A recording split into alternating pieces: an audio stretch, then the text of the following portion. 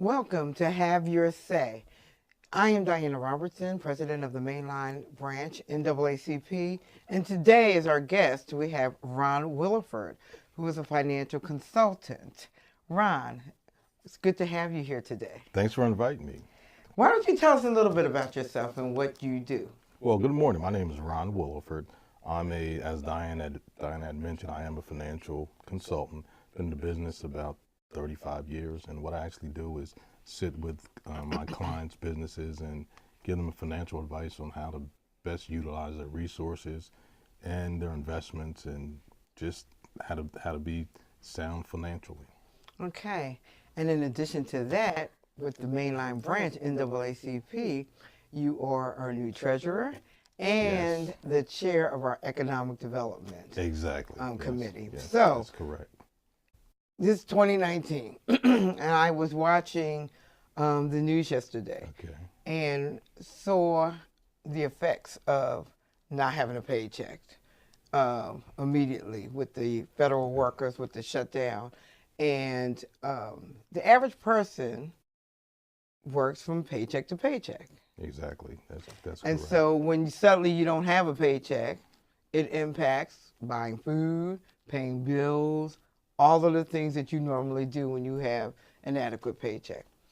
So how do we begin to talk about, I guess, starting with financial literacy and what that means, and understanding that in general, young people, even from the time that they're youth, are not taught how to save money.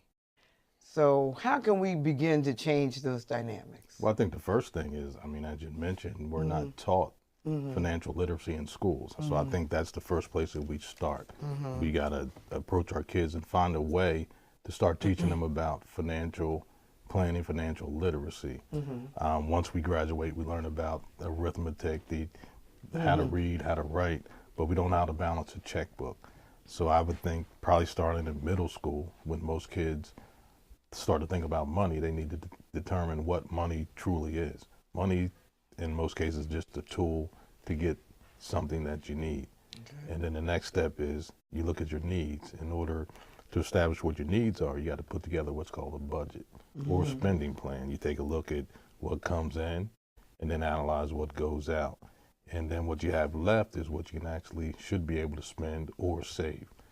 As a financial consultant / planner, we typically tell our clients, you got to save at least 3 to 6 months worth of either your expenses or your income, so that if you're in a situation like the government employees, they have a cushion. But that's all in theory. Right. Realistically, we do live paycheck to paycheck. The average American is probably 2 paychecks away from losing everything, Right. foreclosure. So I think the first thing is to develop that discipline. The discipline to kind of live below your needs, below your means, so that, instead of looking at the commercials, you got to have the pair of Jordans, you got to have this, you got to have that. It's called delayed gratification. We try to teach our clients that your first step is try to save at least $1,000. That's your first goal. Put aside X amount each paycheck. And you always want to pay yourself first. Before you pay the electric bill and car note and your mortgage, pay yourself. Set it at $1 if you have to. Just get into the habit of saving. Right. Savings is all about habits. So we change our habits. And once we change our habits, we're able to accomplish some of the goals. Most people look at a budget and they get fearful that now I ain't gonna have any money to spend. Right. But it's actually just a roadmap to let you know what you have to spend and what you can't spend. Okay. So for that person who falls into the category of what we would say poverty, Okay. And we have a lot of people who fall into that category as well. How do we break that cycle? How would, if we could, have a program that we could bring people in, because now we're talking about the adults. Okay, so the adults who never learned how to do that, or may not even have a job where we get into the making a living wage, Right. because that impacts what people are able to save as well. and that how do we break that cycle? How do we begin to try to break that cycle? I think the first step is you got to start with training and education. I mean, if you're stuck in the 1970s, the world has passed you by. The biggest thing that divides us now is what we call the digital divide. Right. Being able to get on the computer, being able to access information. And I think if we provide people with information, there's resources that, I mean, you can go to YouTube and figure out anything. Someone asks me something, I'll go to YouTube, and there's something there that you can learn from. And just giving people resources and educating people in whatever way that you can. Job training. I mean, if you work at McDonald's now, if you can't read a computer, I don't think you can even say, do you want fries with that shake? So it's all about education. It's got to start, when you're in school at a younger age, so that you're prepared when you hit the real world. Right. And so when we're talking about job skills, I know years ago I worked. Well, part of what I did is within my job description was lead certain courses as part of a GED program. Right. Because what's very interesting, even with our millennials, that you might have a lot of young people who don't have a high school diploma. Right. So that clearly is going to impede them being able to get a job with a living, in order to make a living wage. Right. And so understanding the piece of education, so education in general, that minimally you need a high school diploma. In most cases now, for certain career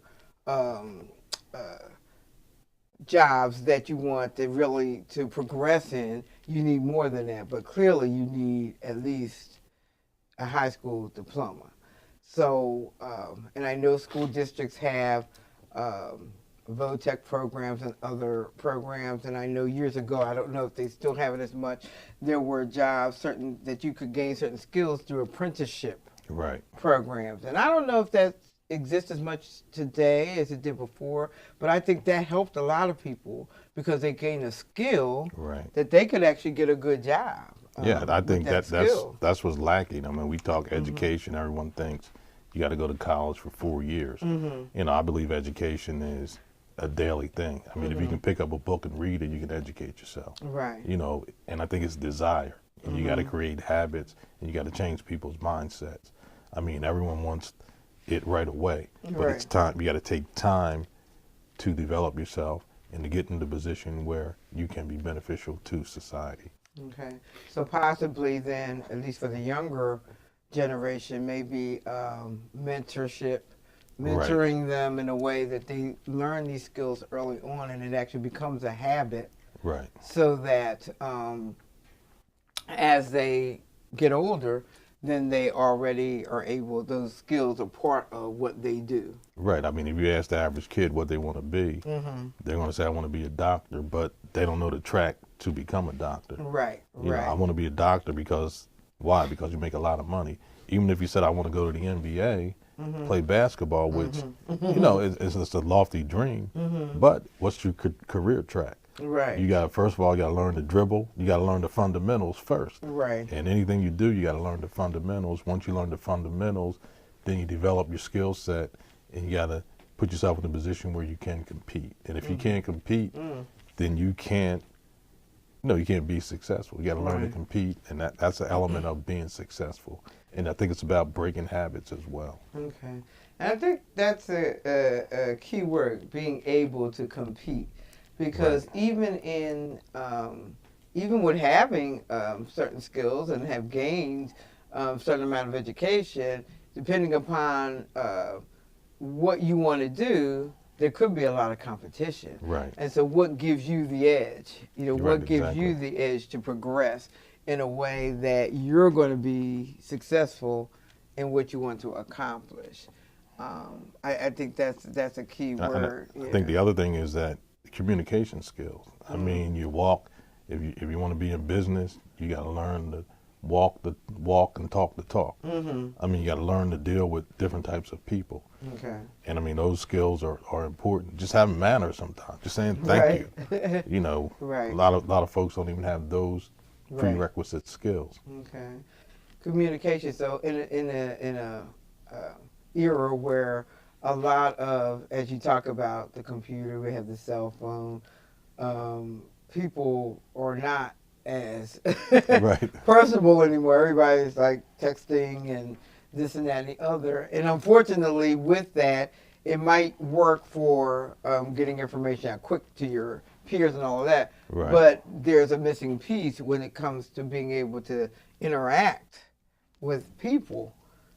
You know, you don't gain that skill with just sitting on your phone. Yeah, see, for me, I Texting. mean, I have a habit of trying to say good morning to most folks when I see them in the morning. Right. But it's tough when they're looking down at the cell phone screen. Even on my way here this morning, I almost hit someone because they're walking across the street looking at the cell phone. Oh, wow. So it's very difficult. And I think it goes back to starting in junior high, maybe even elementary, just teaching people skills. You know, that I want to do this. So, okay, here's your track. This is what you need to do. First of all, you need to learn how to read. Right. You know, Absolutely. literacy Yes. is amazing. Right. Because we'll push kids through school and they get to high school and we find out they can't read. So I think that's important. And you got to develop the skill to want to read. Right. I mean, I'm an avid reader. I probably each day for my profession and just to know what's going on, I probably read 5 newspapers. Okay. I've got news feeds coming to my phone so that I'm aware because people ask me for advice.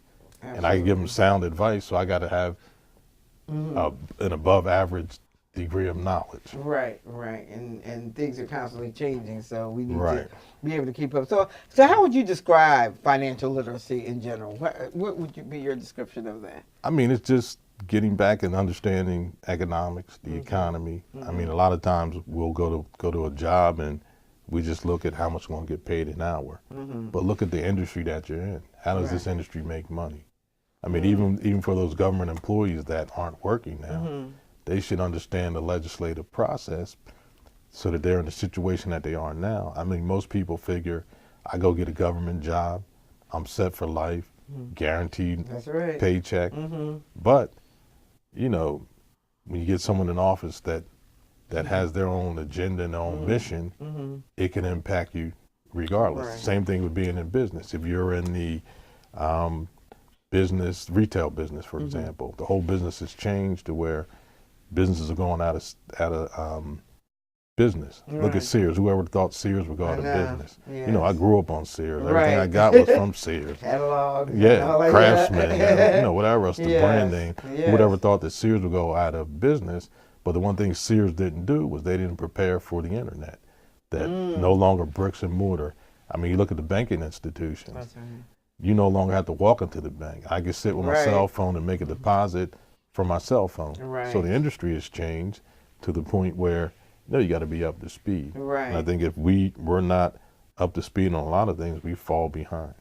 And that's in the good. job market. Job markets have changed.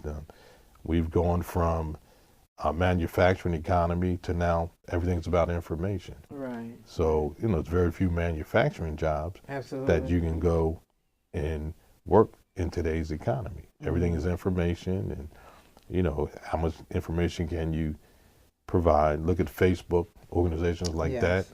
They're multi-billion-dollar industries. Amazon's multi-billion-dollar Yeah. because they provided a process and a service to provide stuff for people. And they're knocking the retail businesses out of, they're going out of business because Even of that. the U.S. Postal Service, when I was reading, and postage just going up again the end of this week. And one of the things they were talking about how for the past 3 years, how much money that they've lost because people don't mail things anymore. No, And so no. even in the area where they have packages and they may ship, so that part increased, but because the other part decreased so much that it's difficult, they're losing money and looking for a way to deal with that loss because people just don't, mail things half as much. They can do it online, as you say.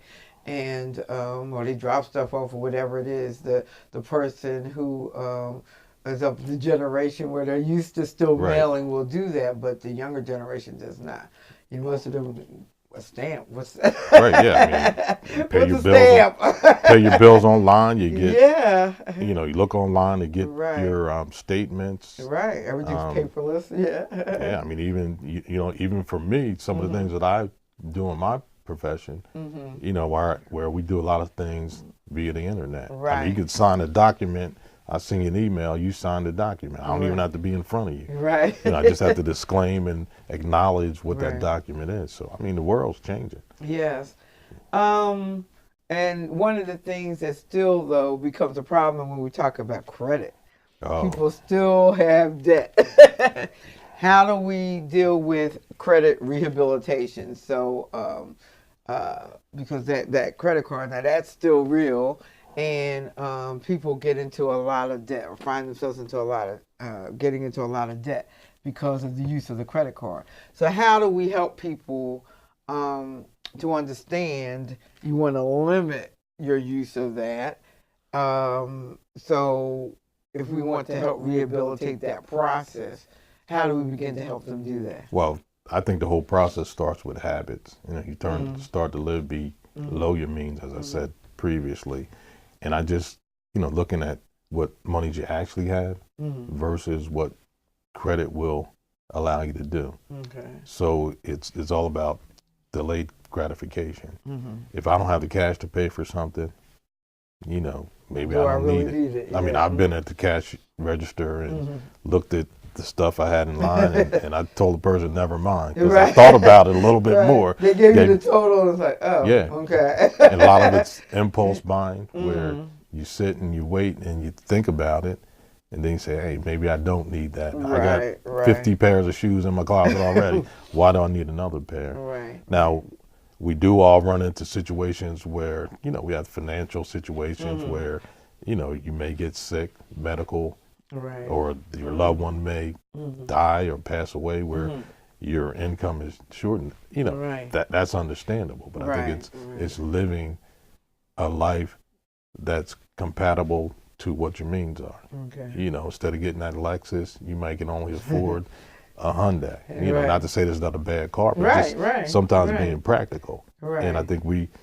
try to live with the Joneses, as Yeah. they say. You know, you try to keep up with the Joneses when your money's not as Joneses I make say, a lot as more than long. we do. Yeah. But the Joneses, their situation is different than Right, yours. So, right. you know, it's just trying to live, like I say, based on what your needs are. Right. You know, we need food, shelter, water. Those are the basic things that we need.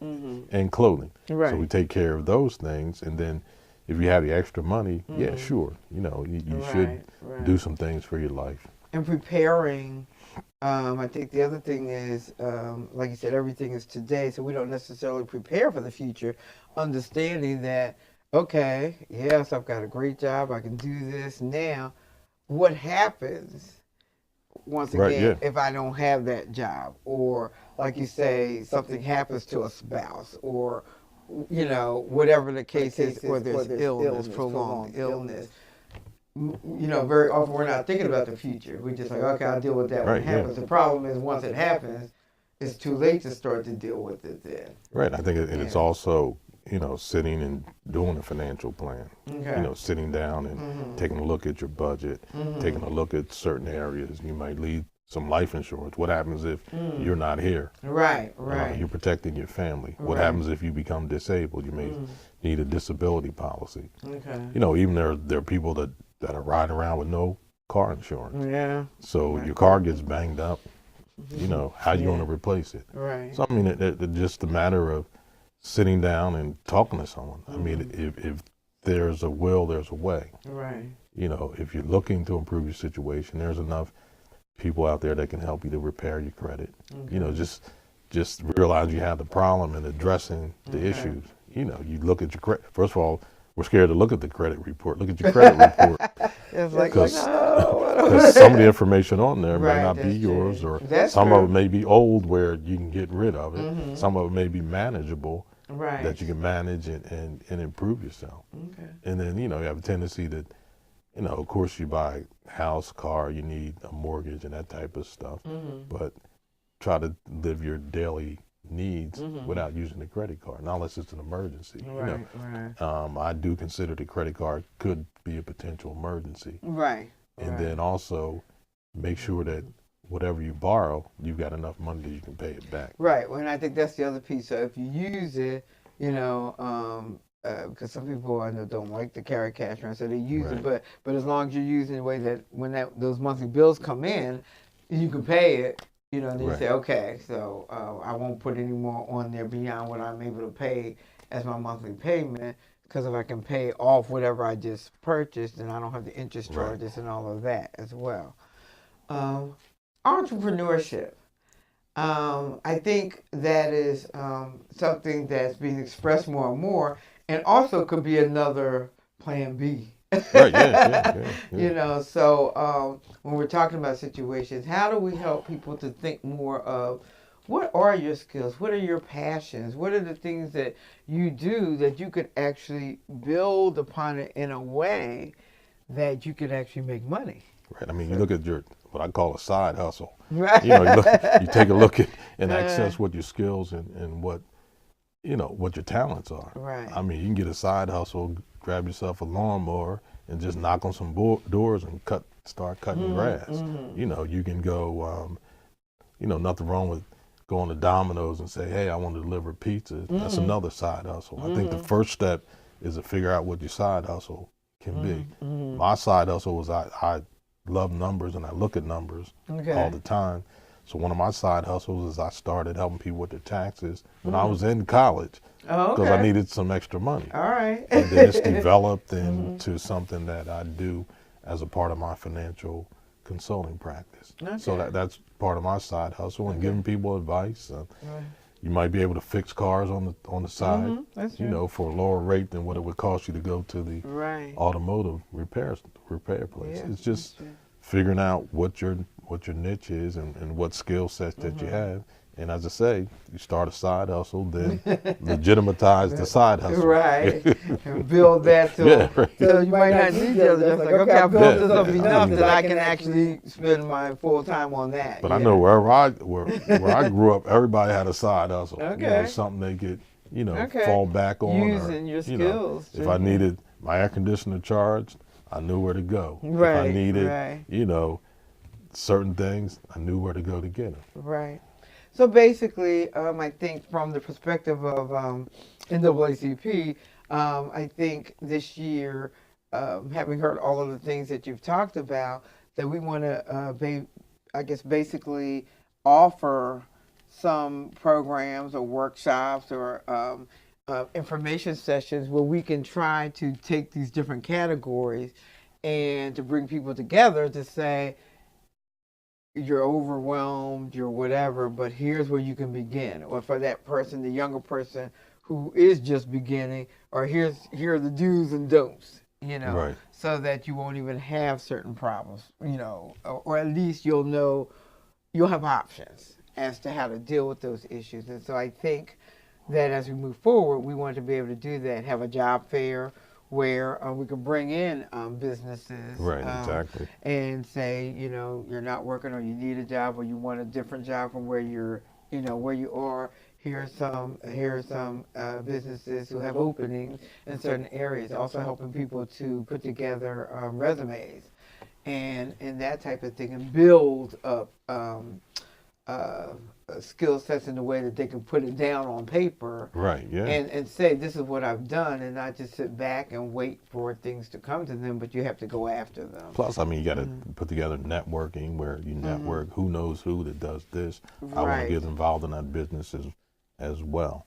And I think that's important, teaching people just how to live, I think is important.